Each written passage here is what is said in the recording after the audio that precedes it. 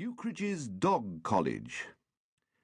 "Laddie," said Stanley Featherstonehaugh Ukridge, that much-enduring man, helping himself to my tobacco and slipping the pouch absently into his pocket. "Listen to me, you son of Belial."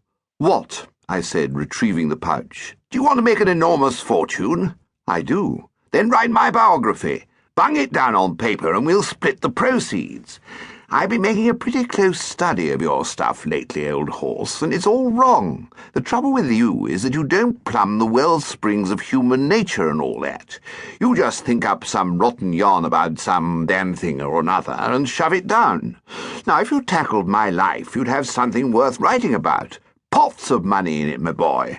English serial rights and American serial rights and book rights and dramatic rights and movie rights. Well, you can take it from me that at a conservative estimate we should clean up at least £50,000 apiece.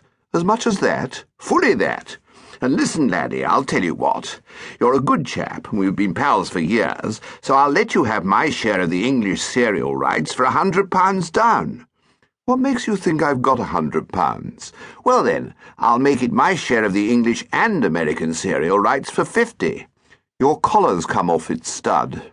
How about my complete share of the whole dashed outfit for 25? Not for me, thanks. Then I'll tell you what, old horse, said Ukridge, inspired. Just lend me £50 to be going on with. If the leading incidents of S.F. Ukridge's disreputable career are to be given to the public, and not, as some might suggest, decently hushed up, I suppose I am the man to write them. Ukridge and I have been intimate since the days of school. Together we sported on the green, and when he was expelled, no one missed him more than I. An unfortunate business, this expulsion.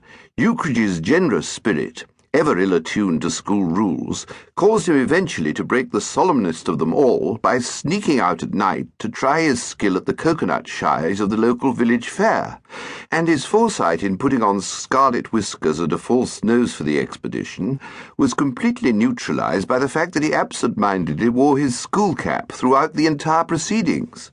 He left the next morning, regretted by all. After this there was a hiatus of some years in our friendship.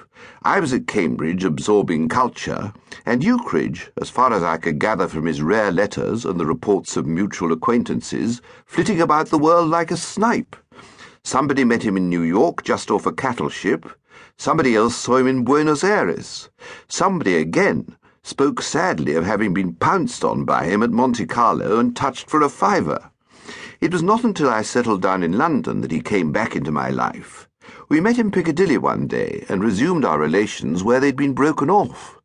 Old associations are strong, and the fact that he was about my build and so could wear my socks and shirts drew us very close together.